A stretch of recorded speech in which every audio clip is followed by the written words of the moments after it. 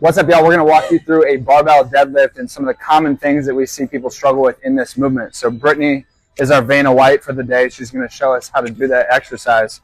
You'll notice she's got her feet about shoulder width apart, hands outside of her legs, and then she's going to set into her hips with a flat back, big breath in her belly, exhale, and stand up. So we'll have her do 2 more reps here. One of the biggest issues you see when people are doing deadlifts is that their lower backs end up getting rounded. You also find that can create a bunch of tension or discomfort here. So after this rep, we'll talk about how to regress this and teach the form.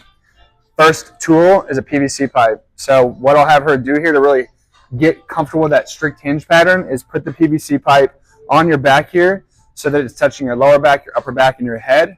You'll put a small bend in your knees and you're going to push your hips back and get a big stretch through your glutes and hammies.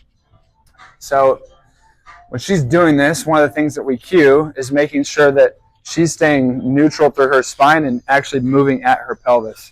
So small bend in the knees. Notice how that hinge is strictly coming from her hips.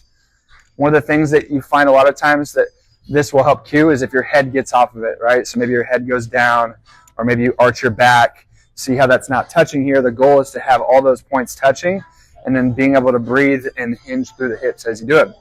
So now that she's knocked that out of the park, I'm going to take the PVC pipe from her.